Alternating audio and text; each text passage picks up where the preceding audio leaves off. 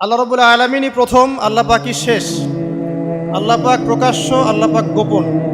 ওয়া হুয়া বিকুল্লি শাইইন আলিম। আল্লাহ পাক বলছেন তিনি প্রত্যেকটা বিষয় সম্পর্কে জ্ঞানী। সূরা হাদীদ আয়াত নাম্বার 3।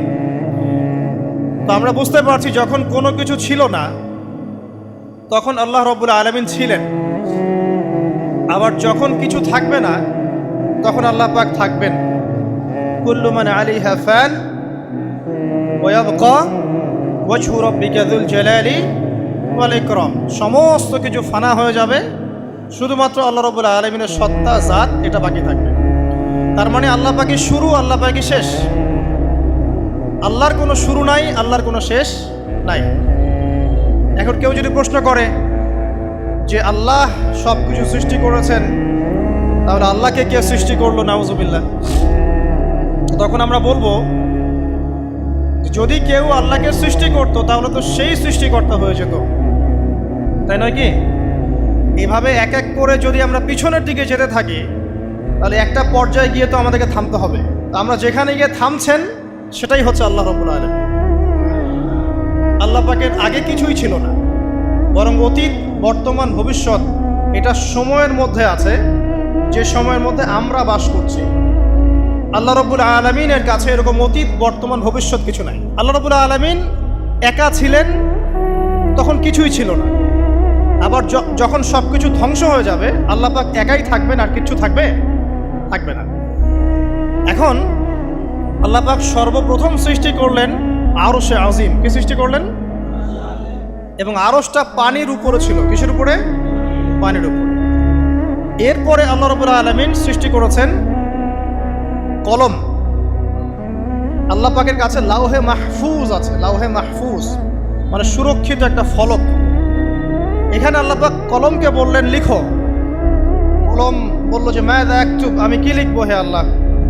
আল্লাহ পাক বললেন কিয়ামত পর্যন্ত যা যা হবে, শেষ দিন পর্যন্ত যা কিছু ঘটবে লিখে ফেলো।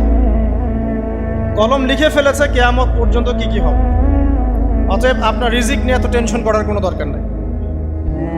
বিয়ে শাদী হচ্ছে না, এই জন্য কবরে গিয়ে মানত করার কোনো দরকার নেই। সময় মতো হবে ইনশাআল্লাহ। যখন রিজিক তাকদিরে লেখা আছে সময় মতো ইনশাল্লাহ হবেই। তাকদিরের বাইরে কিছু হবে না। তো আল্লাহ পাক তাকদির লিখে ফেললেন। এমনকি লাউহে মাহফুজে কোরআনও লিপিবদ্ধ আছে। সূরা বুরুজ পড়েন নাই? বাল হুয়া কুরআনুম মাজিদ ফি লাউহিম মাহফুজ। লাউহে মাহফুজ থেকে কোরআন মাজিদ নাজিল করা হয়েছে প্রথম আসমানে। এরপর প্রথম আসমান থেকে আস্তে আস্তে ধাপে ধাপে বিভিন্ন ঘটনার পালাক্রমে রাসূলুল্লাহ সাল্লাল্লাহু আলাইহি ওয়াসাল্লামের কলবের মধ্যে জিবরাইল আলাইহিস সালামের মারফতে ওহী করা হয়েছে। এই হলো কোরআন, যেটা নাজিল হতে সময় লেগেছে 23 বছর। তো লাউহে মাহফুজ আল্লাহ রাব্বুল আলামিন সব লিখে ফেললেন। এভাবে 6 দিন, আল্লাহ পাকের হিসেবে 6 দিন কত লম্বা আল্লাহ ভালো জানেন। 6 দিনে আল্লাহ রাব্বুল আলামিন এরপর সৃষ্টি করলেন পুরো মহাবিশ্ব। পুরো মহাবিশ্ব বলতে আমি শুধু পৃথিবীর সৌরজগৎ বোঝাচ্ছি না। এই মঙ্গল, বুধ, শনি, বৃহস্পতি এইটুক না, এরকম হাজার হাজার সৌরজগৎ মিলে একটা গ্যালাক্সি হয়, আর হাজারটা গ্যালাক্সি মিলে গিয়ে একটা আসমান হচ্ছে, মহাকাশের একটা ছায়াপথ আসমান হচ্ছে। তো এরকম 7টা আসমান, 7টা মহাবিশ্ব আল্লাহ পাক সৃষ্টি করলেন মাত্র 6 দিনে। কয় দিনে? ফি সিত্তাতি আইয়াম। 6 দিনে আল্লাহ পাক সৃষ্টি করলেন। এরপর আল্লাহ রাব্বুল আলামিন প্রত্যেক মহাকাশে তার যার যার কাজ সেটা দিলেন। যেখানে যেখানে মাখলুক সৃষ্টি করা আল্লাহ পাক করলেন। আল্লাহ রাব্বুল আলামিন মালায়েকা সৃষ্টি করলেন নূর দিয়ে। কি দিয়ে? আলো দিয়ে। আলোর মধ্য দিয়ে আল্লাহ রাব্বুল আলামিন ফেরেশতা সৃষ্টি করলেন। আল্লাহ পাক জিন সৃষ্টি করলেন। জিন কি দিয়ে? আগুন দিয়ে। একদম যেটা উত্তপ্ত আগুন, লাল আগুন, সেই আগুন দিয়ে আল্লাহ পাক জিন জাতিকে সৃষ্টি করলেন। সৃষ্টি করার পর আল্লাহ রাব্বুল আলামিন জিন জাতিকে পৃথিবীতে পাঠিয়েছেন। কোথায়? আর এখন মানুষ পৃথিবীতে যা করছে, জিন জাতীয় কিছুটা এরকমই কাজ করেছে, বরং তার চেয়েও হয়তো বেশি করেছে। পৃথিবীতে সে ফিতনা আর ফাসাদ সৃষ্টি করেছিল। এক পর্যায়ে আল্লাহ রাব্বুল আলামিন জিন জাতিকে ধ্বংস করে দিলেন। কিছু কিছু জিনকে আল্লাহ পাক অবশিষ্ট রাখলেন, যেগুলো পাহাড়ে, পর্বতে, বিভিন্ন জায়গায়, সমুদ্রে আশ্রয় নিল। পাহাড়ি এলাকাগুলোতে জিন থাকে, গভীর সমুদ্রে জিন থাকে, হ্যাঁ, জঙ্গলে জিন থাকে। এরকম কিছু জায়গা আছে, এগুলোর মধ্যে জিনরা থাকে। ওদেরকে ডিস্টার্ব করতে গেলে সমস্যা, আপনাকে ধরে ফেলবে।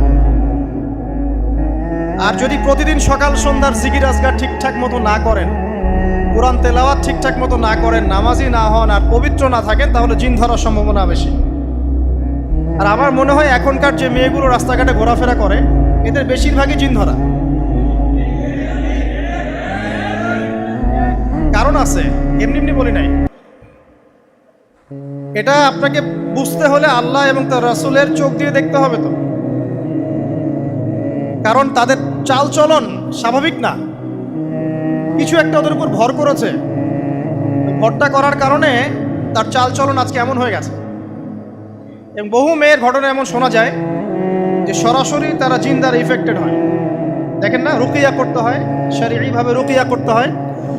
তো খেয়াল রাখবেন, সকাল সন্ধ্যার জিকির আজকার ঠিক রাখবেন, কোরআন তেলাওয়াতটা ঠিক রাখবেন, নামাজি হবেন, পাক পবিত্র থাকবেন, জিন আপনাকে কোনো ক্ষতি করতে পারবেন না ইনশাআল্লাহ। জিনরা কিন্তু রাসূল সাল্লাল্লাহু আলাইহি ওয়াসাল্লামেরও ক্ষতি করার চেষ্টা করেছিল।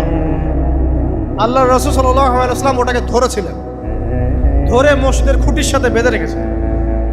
নামাজের মধ্যে জিন আমাদের নবীকে ডিস্টার্ব করেছিল, আল্লাহ রাসূল ওই জিনকে ধরেছেন, ধরে খুঁটির সাথে বেঁধে রেখেছে। তারপরে তার মনে পড়লো সুলাইমান আলাইহিস সালামের কথা। সুলাইমান আলাইহিস সালাম বলেছিল আল্লাহকে, আল্লাহ আমাকে যে ক্ষমতা তুমি দিয়েছো, আমার পরে কাউকে এই ক্ষমতা আর দিও না। আর সুলাইমান আলাইহিস সালামকে আল্লাহ পাক জিন জাতিকে অনুগত করে দিয়েছিলেন। সুলাইমান আলাইহিস সালামের নির্দেশে জিন জাতি বিভিন্ন কাজ করত, এমনকি সমুদ্রের মধ্যে ডুবুরির কাজও করত, সমুদ্রের ভিতর থেকে রত্ন বের করে নিয়ে আসতো। এগুলো কিন্তু অলিক রূপকথা নয়, সত্য ঘটনা। তখন নবী সাল্লাল্লাহু আলাইহি ওয়াসাল্লাম বললেন যে আমার ভাই সুলাইমানের কথা আমার মনে পড়ে গেল, তাই আমি জিনটাকে ছেড়ে দিলাম। তো আল্লাহ পাক জিন জাতিকে সৃষ্টি করে এই পৃথিবীতে পাঠানোর পর তারা এরকম ফিতনা এবং ফাসাদ সৃষ্টি করার পরে আল্লাহ পাক ওদেরকে ধ্বংস করে দেন। দেওয়ার পরে আরো অনেক যুগ এবং অনেক শতাব্দী কেটে যায়। কত যুগ কত শতাব্দী আল্লাহ ভালো জানেন। অনেক লম্বা সময় পরে গিয়ে আল্লাহ রাব্বুল আলামিন ফেরেশতাদেরকে ডাকেন।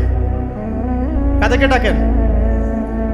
তাদেরকে ডেকে বলেন, ওয়াইজ ক্বালা রাব্বুকা লিল মালায়েকা, স্মরণ করো নবী সেই সময়ের কথা যখন তোমার রব ফেরেশতাদেরকে ডাকলেন, ডেকে বললেন, ইন্নী জাইলুন ফিল আরদি খলিফা, হে ফেরেশতা মণ্ডলী, আমি পৃথিবীতে আমার খলিফা পাঠাতে চাই। কি পাঠাতে চাই ভাই? খলিফা। খলিফার দুটো অর্থ, একটা হচ্ছে ওই যে জিনরা যে চলে গেল, ওর স্থলাভিষিক্ত হয়ে আরেকটা জাতি, স্থলাভিষিক্ত হওয়া। আরেকটা ব্যাখ্যা হচ্ছে খলিফা শব্দের মানে হচ্ছে যে ব্যক্তি আল্লাহ পাকের বিধান অনুযায়ী পৃথিবীতে বিচার ফয়সালা করে, সে আল্লাহর খলিফা। আমি কি বুঝাতে পারছি? আল্লাহ পাক ফেরেশতাদেরকে বললেন, আমি পৃথিবীতে আমার খলিফা পাঠাতে চাই, প্রতিনিধি, এবং যে আল্লাহর বিধান দ্বারা বিচার ফয়সালা করে।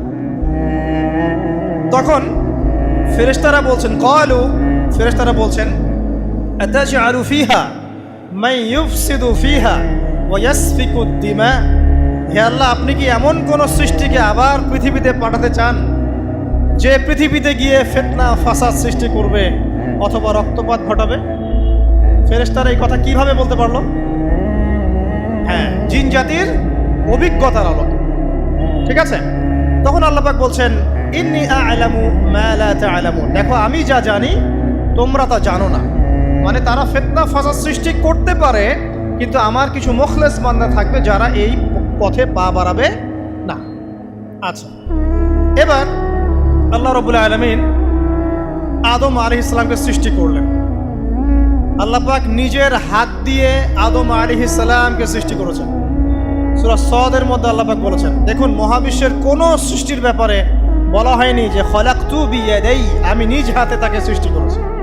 শুধুমাত্র আদম আলাইহিস সালাম, আমাদের পিতার ক্ষেত্রে বলা হয়েছে খলাকতু বিয়াদাই, আমি নিজ হাতে তাকে সৃষ্টি করেছি। কত সম্মান, কত ভালোবাসা, তাই না?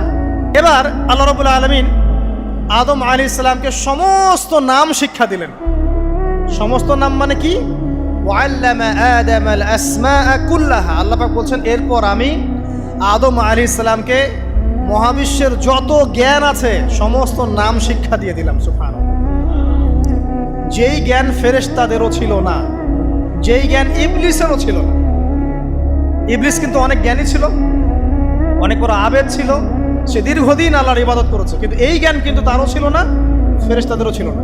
সুম্মা আরাদাহুম আলাল মালাইকা, এরপর আল্লাহ রাব্বুল আলামিন আদম আলাইহিস সালামকে ফেরেশতাদের সামনে নিয়ে আসলেন, উপস্থাপন করলেন। মহাবিশ্বের ঘটনা, এটা ঘটছে, চিন্তা করেন, এটা কিন্তু ঘটেছে আগে, অতীত। এবার সমস্ত ফেরেশতার সামনে আদম